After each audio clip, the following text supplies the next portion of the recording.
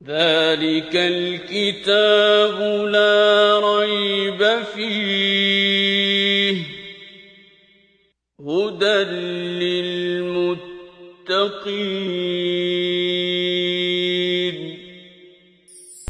كتاب الله للأرواح روح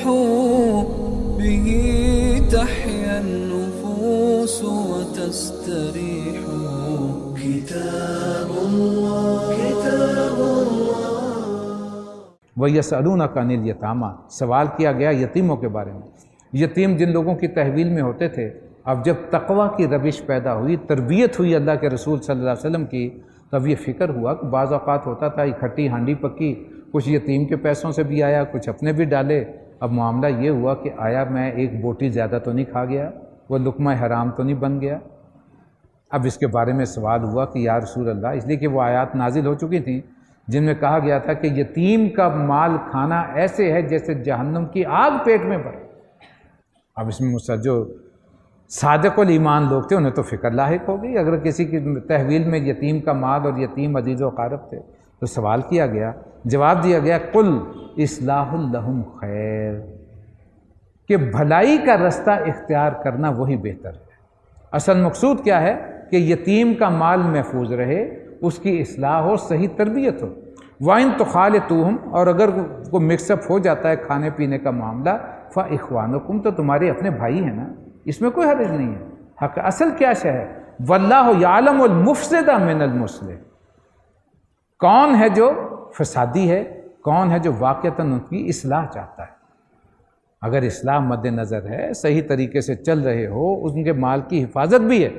تو کوئی حرج نہیں ہے۔ ہانڈی پکا لینے سے مشترکہ کوئی فرق نہیں پڑتا، تمہارا کوئی لقمہ تمہارے بھائی کے پیٹ میں چلا گیا، بھتیجے یا بھانجے کے پیٹ میں چلا گیا، یا اس کے مال میں سے کوئی لقمہ تمہارے حلق میں چلا گیا تو اس سے کوئی فرق نہیں پڑے گا۔ ایسا نہ ہو کہ تم پورے کا پورا مال کسی ہیلے بہانے سے ڈکارنا، یہ ہے اصل جرم۔ وَلَوْ شَاءَ اللَّهُ لَعَنَتَكُمْ، اگر اللہ چاہتا تو تم پر جو وہ سختی کرتا، یعنی وہ مقرر کر دیتا کہ نہیں اس میں بھی علیحدہ علیحدہ کر لو۔ ان اللہ عزیز الحکیم، بے شک اللہ جو ہے وہ زبردست بھی ہے، کمال حکمت والا ہے۔ وَلَا تَنكِحُوا الْمُشْرِكَاتِ حَتَّى يُؤْمِنْ، مشرک عورت سے اس وقت تک نکاح نہ کرو جب تک کہ وہ ایمان نہ لے۔ وَلَا أَمَةٌ مُؤْمِنَةٌ خَيْرٌ مِّن مُشْرِكَةٍ، ہو سکتا ہے کہ ایک مومنہ جو کنیز ہے، وہ بلکہ مومن عورت جو ہے وہ مشرک سے کہیں زیادہ بڑھ کر ہے۔ وَلَوْ أَعْجَبَتْكُمْ، حالانکہ وہ تمہیں کتنی ہی دل کو کیوں نہ بھا رہی، کتنی اچھی کیوں نہ لگ رہی۔ مشرک عورت چاہے خوبصورت ہو، بڑی اعلیٰ لگ رہی ہو، بڑے خاندان کی ہو، لیکن اس سے کہیں بڑھ کے مومنہ ہے، چاہے وہ کنیز ہی کیوں نہ ہو۔ وَلَا تُنكِحُوا الْمُشْرِكِينَ حَتَّى يُؤْمِنُوا، اور اسی طرح مشرک مرد سے بھی اپنی بچیوں کا نکاح مت کرو جب تک کہ وہ ایمان نہ لے آئیں۔ وَلَا عَبْدٌ مُؤْمِنٌ خَيْرٌ مِّن مُشْرِكٍ وَلَوْ أَعْجَبَتْكُمْ، جو غلام ہے مومن وہ کہیں زیادہ اس سے بہتر ہے جو مشرک کسی اعلیٰ خاندان سے تعلق رکھتا ہو۔ أُولَٰئِكَ يَدْعُونَ إِلَى النَّارِ، بنیاد کیا ہے، بیس کیا ہے، وجہ کیا ہے کہ وہ تمہیں بلا رہے ہیں، کھینچ کے لے جائیں گے آگ کی طرف۔ آپ نے کسی مشرک عورت سے شادی کر لی، وہ اپنے مشرکانہ اس پہ موجود ہے، اور وہ آپ کی اولاد کو پرورش کر کے بت پرستی کی طرف لے جائے، کسی ایسے معاملے کی طرف لے جائے، نتیجہ کیا نکلے گا؟ تم اولاد کے بھی مجرم بن گئے، اپنے آپ کے بھی مجرم بن گئے۔ جبکہ مومن جو ہے واللہ یدعو الی الجنۃ والمغفرۃ باذنہ، جبکہ اللہ تمہیں دعوت دیتا ہے، بلاتا ہے جنت کی طرف، مغفرت کی طرف اپنے حکم سے۔ وَيُبَيِّنُ آیاتہ للناس لعلہم یتذکرون، اس طرح وہ اپنے احکامات تم پہ واضح کرتا ہے تاکہ تم نصیحت حاصل کرو۔ وَيَسْأَلُونَكَ عَنِ الْمَحِيضِ، اور آپ سے سوال کیا جا رہا ہے حیض کے بارے میں۔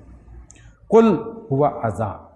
ان سے کہو کہ یہ ایک بیماری کی کیفیت ہے یا گندگی کی حالت ہے۔ فَاعْتَزِلُوا النِّسَاءَ فِي الْمَحِيضِ، لہٰذا ایام کے دنوں میں اپنی عورتوں کے پاس مت جاؤ۔ وَلَا تَقْرَبُوهُنَّ حَتَّى يَطْهُرْنَ، اس وقت تک ان سے قربت مقاربت مت کرو جب تک کہ وہ پاک نہ ہو جائیں۔ فَإِذَا تَطَهَّرْنَ فَأْتُوهُنَّ مِنْ حَيْثُ أَمَرَكُمُ اللَّهُ، اور جب وہ پاک ہو جائیں تو پھر جاؤ ان کے پاس جیسا کہ اللہ نے تمہیں اجازت دی ہے، حکم دیا ہے، ان اللہ یحب التوابین و یحب المتطہرین، یقیناً اللہ ان لوگوں کو پسند کرتا ہے جو برائی سے بچتے رہیں اور پاکیزگی کی روش اختیار کریں۔ نساؤکم حرث لکم، تمہاری عورتیں تمہارے لیے کھیتی کی مانند ہیں۔ فاتوا حرثکم انا شئتم، تو اپنی کھیتیوں میں جاؤ جس طرف سے تم جانا چاہو۔ انسان کا کھیت ہوتا ہے تو اس کے مقاصد کیا ہوتے ہیں؟ اس سے کھیتی حاصل کرنا، فصل لینا۔ تو مقصد کیا ہونا چاہیے؟ مباشرت کا، بیوی کے پاس جانے کا کہ اس سے اولاد ملے، محض شہوت رانی مقصود نہیں ہے۔ اللہ تبارک و تعالیٰ نے ایک نظام بنایا، اس نظام کے تحت جو اللہ کا مقصود ہے اسے پورا کرو،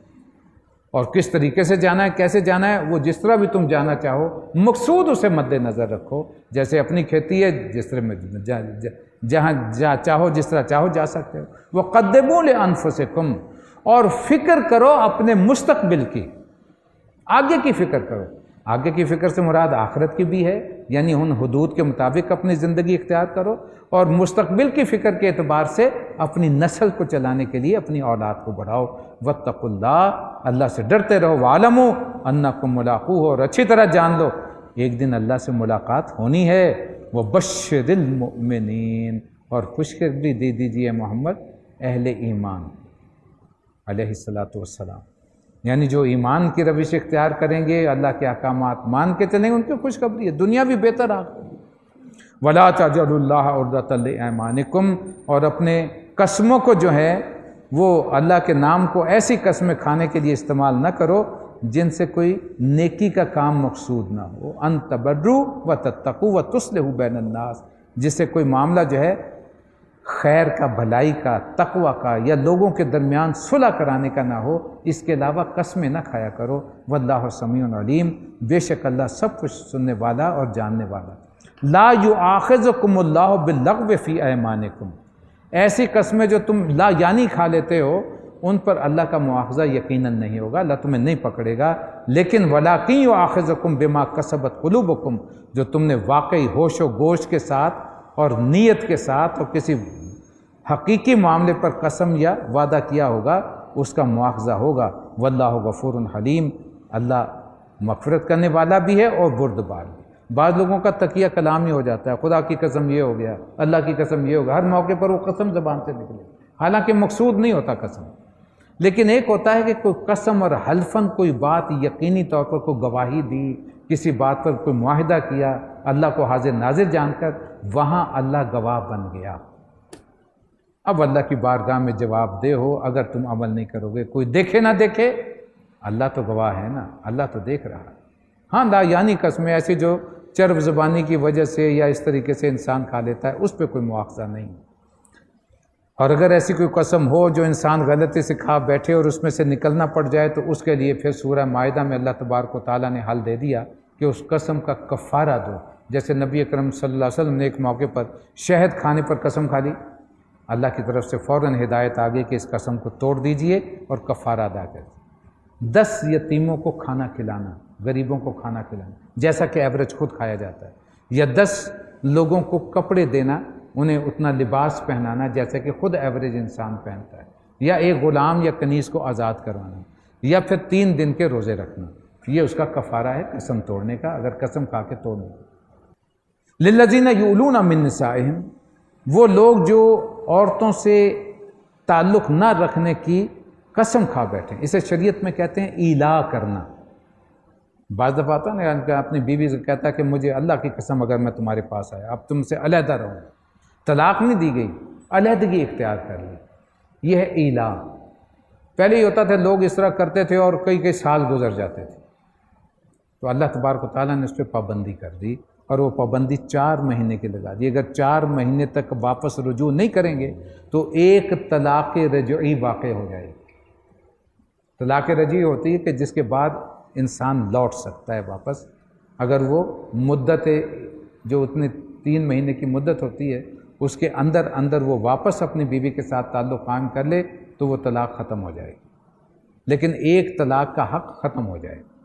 تو جو ایلا کر بیٹھیں، علیحدگی قسم کھا بیٹھیں، تربص 4 اشہر، تو ان کے لیے 4 مہینے کی مہلت ہے۔ فَإِنْ فَاءُوا فَإِنَّ اللَّهَ غَفُورٌ الرحیم، اگر انہوں نے رجوع کر لیا، واپس لوٹ آئے تو اللہ معاف کرنے والا، رحم کرنے والا ہے۔ وَإِنْ عَزَمُوا الطَّلَاقَ، لیکن اگر انہوں نے طلاق ہی کی ٹھان لی ہو، فَإِنَّ اللَّهَ سَمِيعٌ عَلِيمٌ، اللہ سننے والا اور جاننے والا ہے۔ وَالْمُطَلَّقَاتُ يَتَرَبَّصْنَ بِأَنفُسِهِنَّ ثَلَاثَةَ قُرُوءٍ، اور جن عورتوں کو طلاق دے دی گئی ہو وہ 3 ایام ماہواری کی مدت آنے تک اپنے آپ کو روکے، وَلَا يَحِلُّ لَهُنَّ أَن يَكْتُمْنَ مَا خَلَقَ اللَّهُ فِي أَرْحَامِهِنَّ، اور وہ اس شے کو نہ چھپائیں جو ان کے رحموں میں اللہ تبارک و تعالیٰ نے پیدا کیا۔ اگر شوہر سے کوئی حمل واقع ہو گیا ہے تو انہیں بتا دینا چاہیے کہ میرے پیٹ میں، میرے شکم میں اس شخص کا حمل ہے۔ بعض اوقات جذباتی کر کے ماں ایموشنل، وہ اس ڈر سے کہ میرے بچہ پیدا ہوگا تو یہ حامل طلاق کے بعد مجھے چھین لے گا، وہ بتاتی نہیں۔ یہ بھی کچھ اولاد کی ملکیت باپ کی ہے، لہٰذا اسے ظاہر کر دینا چاہیے کہ میرے شکم میں کچھ ہے، بد ہے۔ ان کنہ یؤمنن باللہ والیوم الآخر، اگر واقعی وہ اللہ اور آخرت کے دل پر ایمان، وَبُعُولَتُهُنَّ أَحَقُّ بِرَدِّهِنَّ فِي ذَلِكَ، اور اس کا شوہر پہلا حقدار ہے کہ وہ اپنے نکاح سے واپس کرے۔ یعنی اگر ایک طلاق کی صورت ہے اور وہ معاملہ جو ہے وہ 3 ایام کے گزر چکے ہیں، اب اس نے رجوع نہیں کیا ہے، وہ طلاق رجعی واقع ہو چکی ہے، دوسرا پیریڈ شروع ہو گیا، لیکن دوسری طلاق کا بھی اس نے نہیں دی ہے۔ اگر وہ دوسری بھی دے دے تو پھر 3 مہینے بعد تک جو ہے دوبارہ نکاح ہو سکتا ہے، لیکن تیسری طلاق کے بعد پھر کچھ پھر وہ ہمیشہ ہمیشہ نہیں نکاح ہوگا۔ اس دوران میں جو ہے اب اگر 1 اور 2 کا تعلق ہے تو اس کے خامن کا زیادہ حق ہے کہ وہ اپنے نکاح سے ان اراد اصلاح، اگر وہ اصلاح چاہتا ہے، اس لیے نہیں کہ بھائی ایک دفعہ پھر سے نکاح میں لے لو، پھر سے طلاق کو بڑا مثل الذی علیہن بالمعروف، اور عورتوں کے لیے بھی معروف طریقے پر ویسے ہی حقوق ہے جیسے کہ مردوں کے اوپر۔ یعنی عورت کو پھر چاہیے کہ وہ بھی اس کے نکاح ہی میں جانے کو پسند کرے۔ وَلِلرِّجَالِ عَلَيْهِنَّ دَرَجَةٌ، ہاں البتہ اللہ نے مردوں کو عورتوں پر ایک درجہ فوقیت عطا کی ہے۔ واللہ عزیز حکیم، بے شک اللہ جو ہے وہ غالب ہے اور حکمت کرنے والا ہے۔ خط طلاق اور آسان جان دو کہ طلاق کو ہوتا ہے، یعنی جس پہ رجوع ہو سکتا ہے یا ری نکاح ہو سکتا ہے۔ فَإِمْسَاكٌ بِمَعْرُوفٍ، پھر 2 طریقے ہیں، یا تو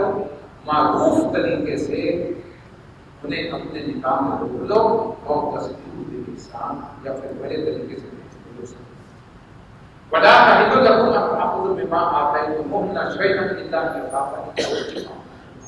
اور رخصت کرتے وقت تمہارے لیے ہرگز جائز نہیں ہے کہ جو کچھ تم نے دے چکے ہو ان میں سے کچھ واپس کرو۔ البتہ ایک صورت ہے کہ اگر زوجین جو ہیں وہ اللہ کے حقوق پر قائم نہ رہ سکنے کا خوف کرتے ہو، تم اللہ کی کوئی معمول اللہ فلا جناح علیہما فیما افتدت به، تو انہیں اجازت ہے کہ وہ کچھ گیو اینڈ ٹیک کا معاملہ کر کے گئے وہ علیحدہ کہہ سکتے ہیں۔ یہ اشارہ ہے خدا، ایک عورت ہے وہ قانون سے خوف ہے، اس کے نکاح میں نہیں کر سکتی، ایسے حالات ہے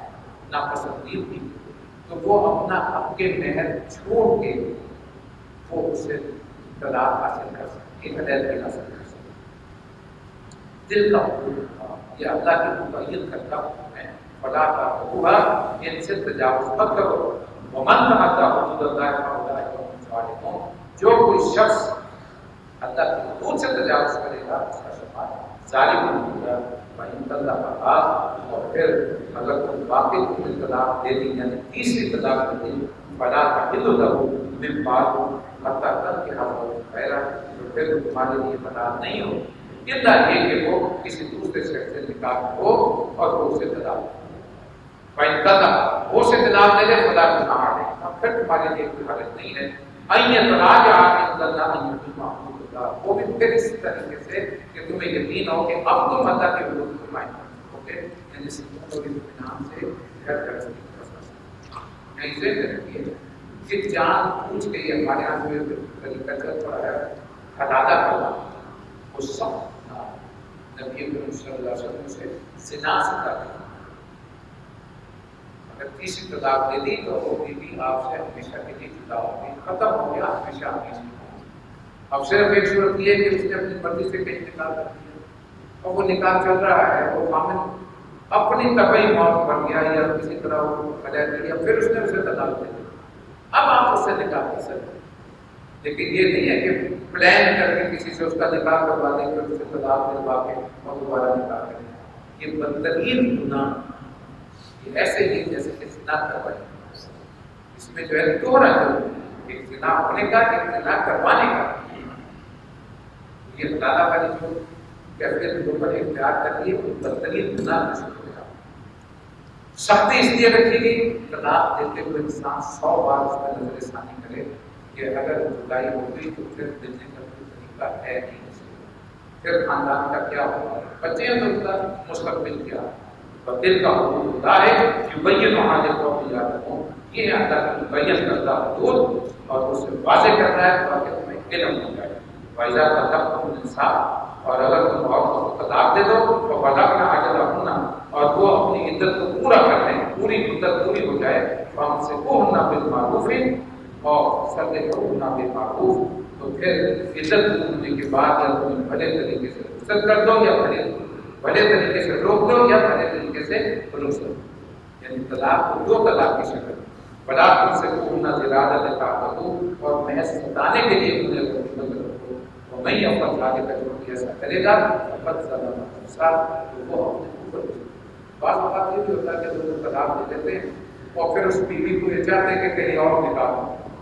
اس کے راستے پہ رکاوٹ نکل جاتی ہے، اسے اپنے گھر میں مقید کر دیا یا ایک خاندانی نظام میں جو باندھ کے رکھ دیا یا اسے کسی سے نکاح نہیں کر دیا، یہ جرم جو یہاں بڑا پتہ کرو آیات اللہ کے خدا، دیکھو اللہ کی آیات کا کھیل اور وذکروا نعمت اللہ علیکم، اور یاد کرو اس نعمت کو اللہ تبارک و تعالیٰ نے کی ہے، وما انزل علیکم من الکتاب والحکمت یعظکم بہ، اور وہ تمہیں نصیحت کرتا ہے کہ جو کتاب حکمت اس نے تم پر نازل کی ہے اس کا احترام ملحوظ خاطر رکھو، واتقوا اللہ، اور اللہ سے ڈرو، وَاعْلَمُوا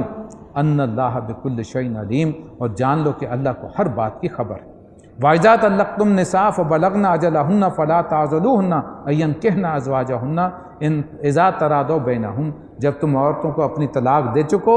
اور وہ اپنی عدت کو پورا کر لیں تو پھر اس میں رکاوٹ نہ بنو کہ وہ اپنے زیر تجویز شوہروں سے نکاح کر لیں،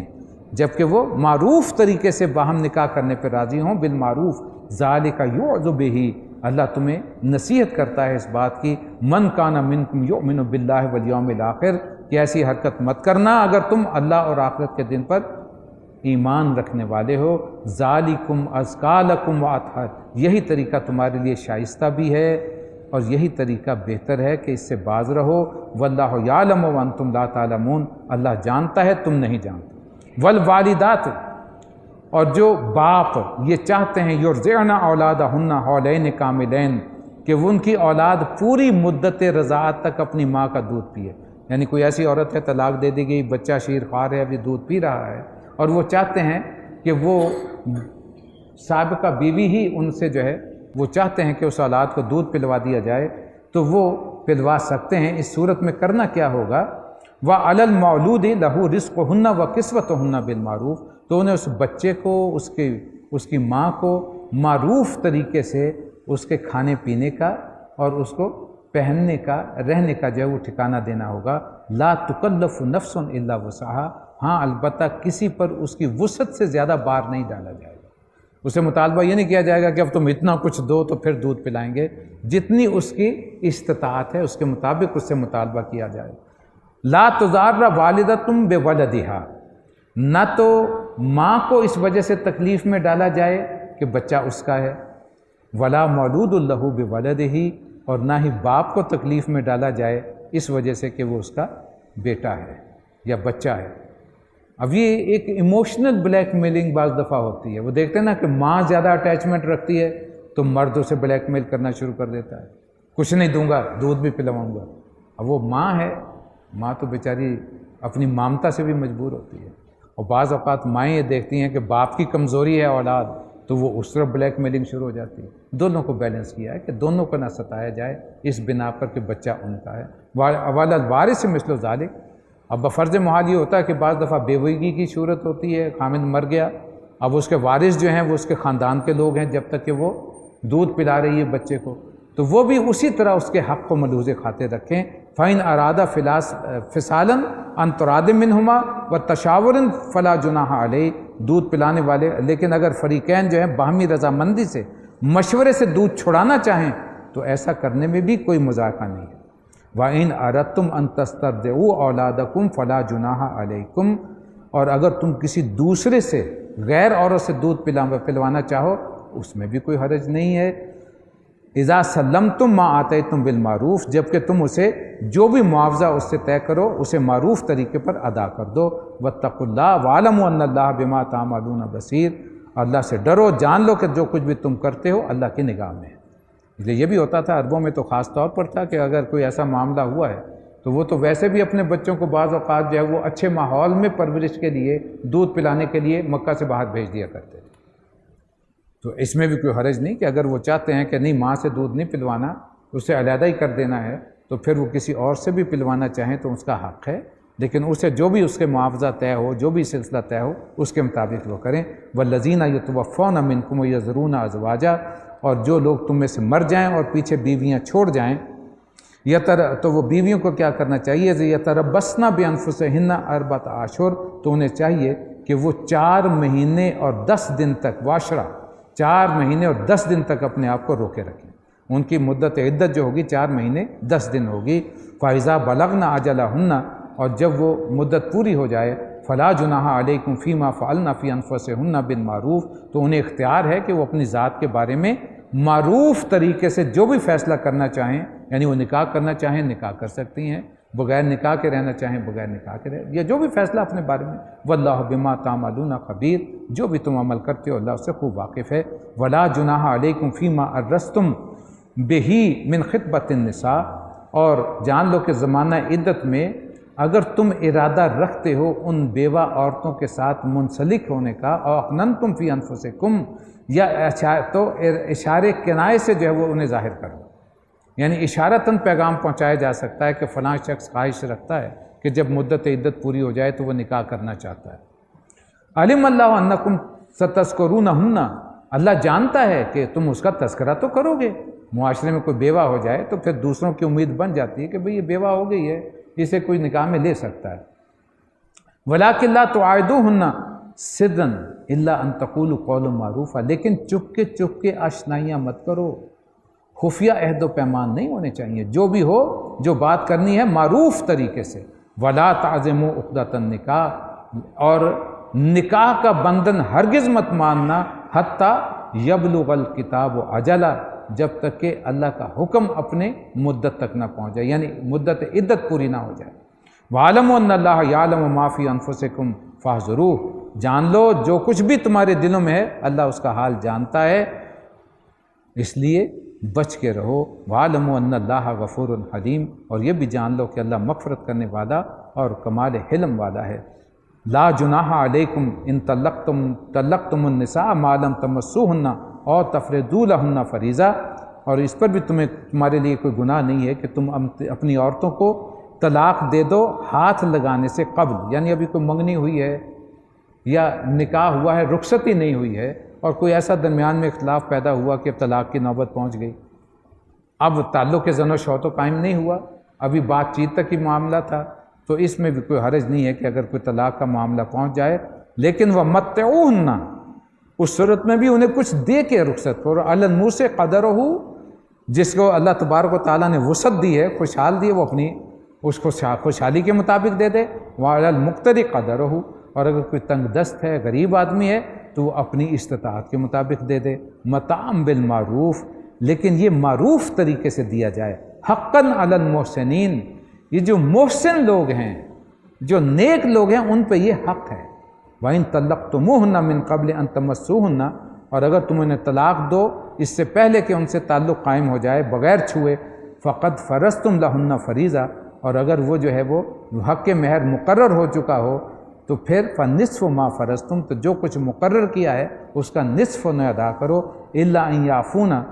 سوائے اس کے کہ اگر وہ تمہیں معاف کر دیں، اور یعفو الذی بیدہ عقدۃ النکاح، یا پھر جس کے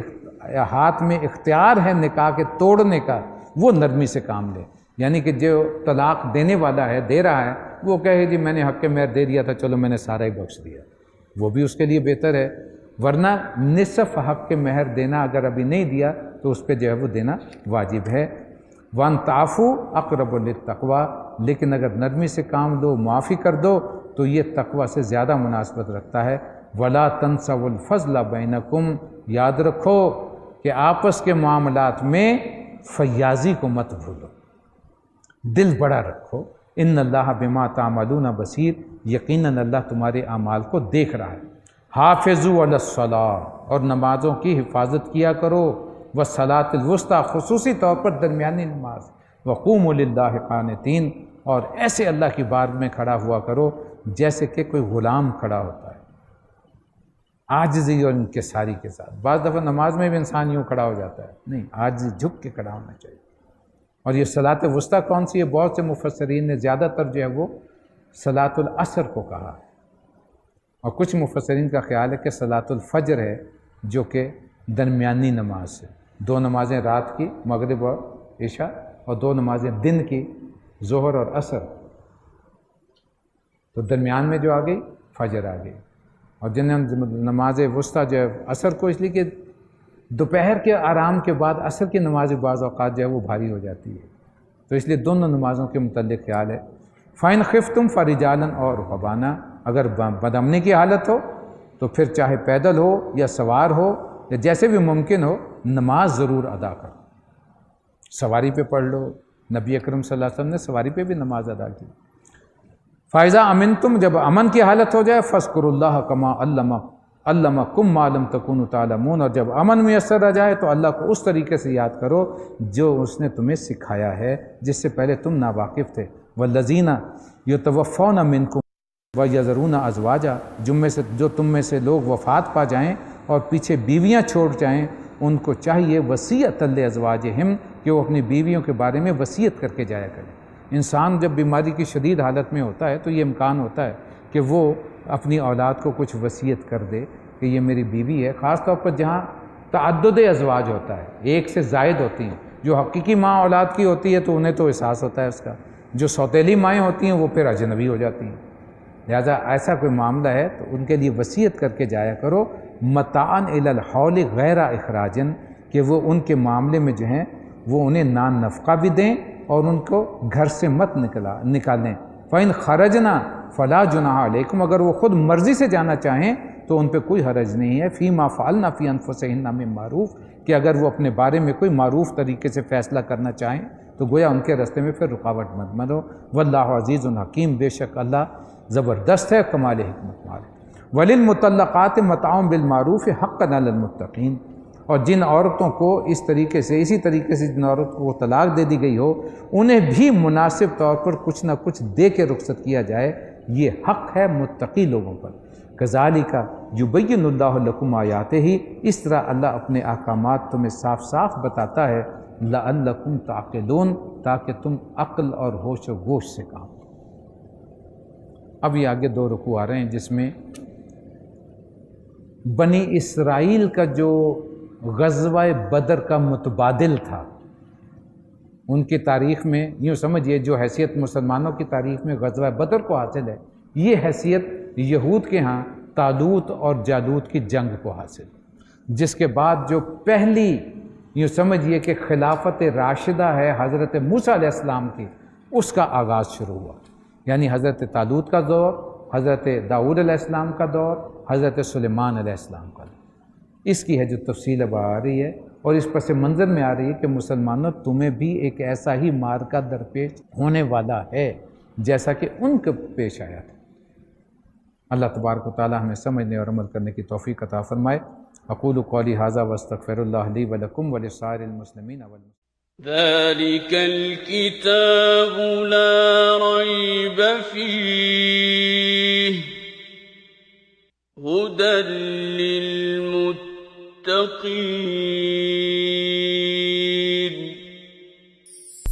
كتاب الله للأرواح روح به تحيا النفوس وتستريح